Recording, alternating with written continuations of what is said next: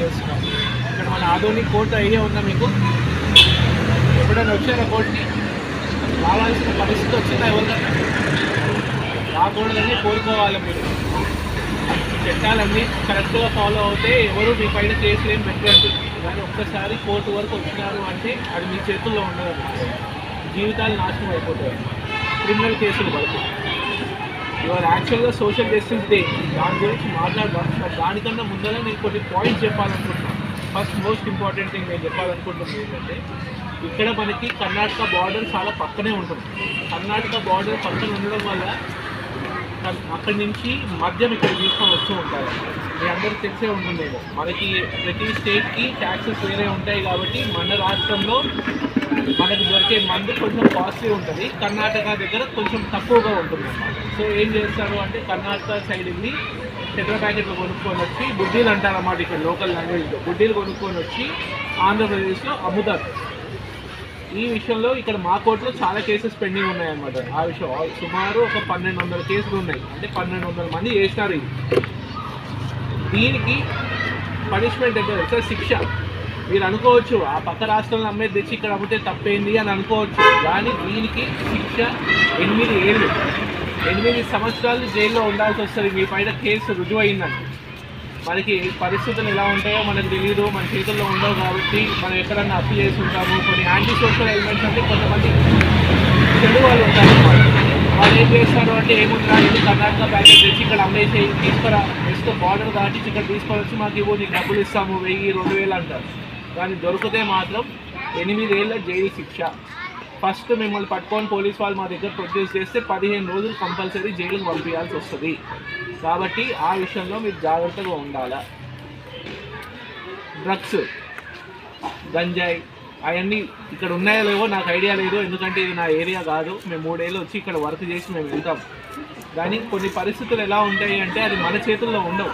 మనం తిరిగే వాళ్ళ వల్ల మనం చెడిపోతాం అన్నమాట. కాబట్టి మనం ఎవరితోటి తిరుగుతాము, ఏం చేస్తున్నాము అనేది ఆలోచించి చేసుకోవాలి. థర్డ్ మోస్ట్ ఇంపార్టెంట్ థింగ్ నేనేం చెప్పాలనుకుంటున్నానంటే, మద్యం దాగి బండి నడపకూడదు. మద్యం దాగి బండి నడిపితే కంపల్సరీ జైలుకు పంపించాల్సి వస్తుంది. అర్థమవుతుందా? దానిలో ట్రయల్ ఉండదు, ఏముండదు. వాళ్ళ తరఫున విచారణ ఉండదు, మీ తరఫున విచారణ ఉండదు. వచ్చి అడుగుతారు, మీరు నేరం ఒప్పుకున్నారు అంటే జైలుకు పంపిస్తాము. కాబట్టి మీరు మద్యం దాగి బండి నడపకూడదు.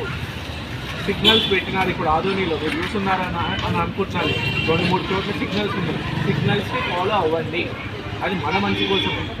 కొన్ని పరిస్థితులు ఎట్లా ఉంటాయంటే, మనం ఎంత జాగ్రత్తగా ఉన్నా కూడా వేరే వాళ్ళ వల్ల మనం ఇబ్బంది పడతాం. మనం జాగ్రత్తగా బండి నడిపినా కూడా వేరే వాడు వచ్చి గుద్దితే మనకే కదా దెబ్బ తాకేది అని మీరు ఆలోచించుకొని దృష్టి పెట్టుకొని చేసుకోండి పని. హెల్మెట్లు ఉంటే హెల్మెట్ వేసుకోవాలి బండి నడిపేప్పుడు. హెల్మెట్ లేకుండా కొనుక్కొని ఉండండి. తలకి కొంచెం దెబ్బ తాకినా కూడా చనిపోయే ఛాన్సెస్ కూడా ఉంటాయి. చేతికి గాయాలు అయినా కూడా మనకు బోన్స్ తిరుగుతాయేమో అంతవరకే. కానీ తలకి తాకిందంటే లోపల బ్రెయిన్కి ఏమైనా అయిందంటే మాత్రం చాలా ఎఫెక్ట్ ఉంటుంది. కాబట్టి జాగ్రత్తగా బిహేవ్ చేయండి. డ్రగ్స్ నుంచి దూరంగా ఉండండి, మద్యం నుంచి దూరంగా ఉండండి. కర్ణాటక మద్యం చాలా చిన్న ఇష్యూనే. ఇందాక నేను చెప్పినట్టు కర్ణాటక స్టేట్కి వెళ్ళి తీసుకొని వచ్చి ఇక్కడ అమ్మేద్దామని అనుకుంటాం. అదేం పెద్ద విషయం కాదు వినడానికి.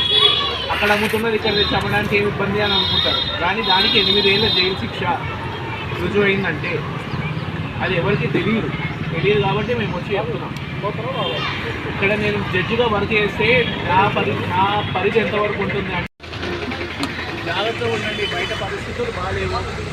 ఒక్కసారి ఒక్క కేసు పెట్టుకున్నారు అంటే మళ్ళా పెట్టే ఛాన్సెస్ కూడా ఉంటాయి. అర్థమవుతుందా? నేను ప్రజలతో మాట్లాడను. ఇవాళ మేము హైకోర్టు డైరెక్షన్స్ వల్ల, district court legal service authority, ఇంకా మన mandal legal service authority directions వల్ల నేను ఇక్కడికి వచ్చి మీ అందరితో నేను మాట్లాడుతున్నాను. జడ్జిగా నా పని ఏంటి? నేరం చేశారా లేదా, నేరం చేసి జైలుకి పంపించామా లేకపోతే ఇంటికి పంపించామా, అంతవరకే నా పని, అంతే కదా.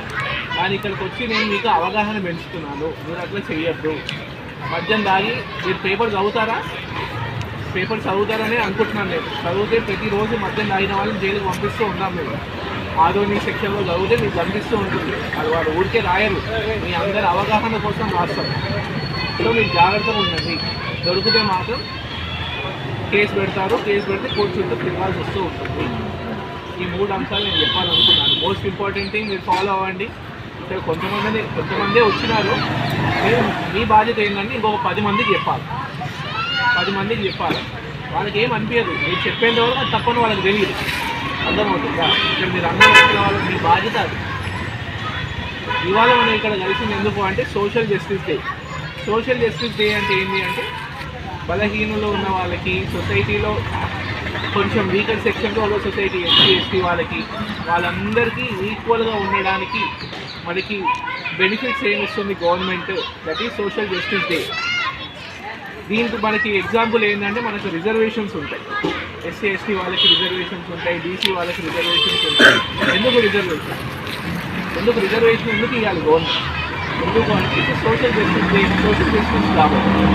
అంటే బలంగా ఉన్న వాళ్ళకి బలహీనులకి ఒకటే లెవెల్లో పెడదాము అని చెప్పి కొంచెం అప్లిఫ్ట్మెంట్ అనమాట. దట్ ఈస్ రిజర్వేషన్స్ వల్ల మీకు అడ్వాంటేజెస్ ఏమొస్తాయి అంటే, ఇప్పుడు ఎగ్జాంపుల్కి ఒక ఓసీ అతనికి 80 మార్క్స్ వచ్చినాయి అనుకోండి, ఎస్సీ వాళ్ళకి 60 మార్క్స్ వచ్చినా కూడా ఛాన్సెస్ ఇద్దరికి ఈక్వల్గా ఉంటాయి. చూడడానికి మార్కులు 20 మార్కులు తక్కువ ఉన్నా కూడా మనకి రిజర్వేషన్ ఉండడం వల్ల అడ్వాంటేజ్ ఉంటుంది అన్నమాట. అందుకు ఇది గవర్నమెంట్ జాబ్స్లోనే ఉంటుంది. ప్రైవేట్ జాబ్స్లో నాకు తెలిసైతే ఉండవు, గవర్నమెంట్ జాబ్స్లో ఉంటుంది. మోస్ట్ ఇంపార్టెంట్ ఇంకా చాలామంది చిన్నపిల్లలు కూడా ఉంటారు కాబట్టి నేను చెప్తున్నాను, గవర్నమెంట్ జాబ్ కొడితే ఒక్కసారి ఇంటికి గవర్నమెంట్ జాబ్ వచ్చిందంటే అది ఎక్కడికి పోదు. సో మీరు అందరూ కష్టపడి గవర్నమెంట్ జాబ్లు కొట్టాలి. గవర్నమెంట్ జాబ్లు అంటే చాలా ఉంటాయి. అది ఎట్లా, ఇప్పుడు మీరు న్యూస్ పేపర్లో చదివితే 21,000 అబ్బాయికి బ్యాంకులో ఉద్యోగం వచ్చిందని చెప్పి బాగా జరుగుతుంది అనమాట. చూస్తుంటారేమో మీరు. 21,000కి ఆయన కొట్టినాడు అంటే మనం కొట్టలేము. కొట్టచ్చు కదా, పెద్ద విషయం కాదు కదా, చదవాలి. ఇప్పుడు మాకు కోర్ట్స్లో టైపిస్ట్ అని ఉంటారన్నమాట, టైప్ చేసేవాళ్ళు. సో నేను ఎక్కడ మీటింగ్ వెళ్ళినా నేను మోస్ట్ ఇంపార్టెంట్ పాయింట్ నేను చెప్పేది ఏంటి అంటే easiest way to get a government job. ఇప్పుడు టైపింగ్, షార్ట్ హ్యాండ్ అని ఉంటాయి అన్నమాట రెండు. మీకు తెలుసో లేదు అవగాహన. టైపింగ్ ఇన్స్టిట్యూట్స్ ఉంటాయి, షార్ట్ హ్యాండ్ ఇన్స్టిట్యూట్స్ ఉంటాయి అన్నమాట. టైపిస్ట్ టైపింగ్ నేర్చుకొని టైప్ సర్టిఫికేట్ తెచ్చుకుంటే దాని 2 లెవెల్స్ ఉంటాయి, లోవర్ హయ్యర్ అనుకుంటున్నాను తెలిసి. 2 సర్టిఫికేట్లు మన చేతిలో ఉండి, డిగ్రీ మన చేతిలో ఉంటే మనకి టైపింగ్ ఎగ్జామ్లు పడుతూ ఉంటాయి అన్నమాట. టైపింగ్ జాబ్స్ ఆ సర్టిఫికేట్ పెట్టుకొని మన జాబ్స్ అప్లై చేస్తే మనకి చాలా అడ్వాంటేజ్ ఉంటుంది. ఎందుకు ఇది చెప్తున్నాను అంటే 50 పోస్టులు మొన్న పడితే కర్నూలులో 30 మంది కూడా రాయడానికి. గవర్నమెంట్ జాబ్ వాళ్ళ జీతాలు కూడా ఏం తక్కువ ఉండవండి. 45,000 నుంచి 50,000 వరకు ఉంటుంది. 45,000 అంటే నా దేశంలో ఎక్కువే, అవునా కాదా? 40,000 అంటే ఎక్కువనే కదా. పర్మనెంట్ జాబు 10 నుంచి 5 లేకపోతే 10 నుంచి 7, 8 ఇక్కడే ఉంటారు కదా. ఒక రెస్పెక్ట్ ఉంటుంది సొసైటీలో. ఒక జాబ్ ఉంటే ఆ రెస్పెక్ట్ వేరే ఉంటుంది. ఊరికే కూలి పనికి వెళ్తూ ఉంటారు. కూలి పని మీకు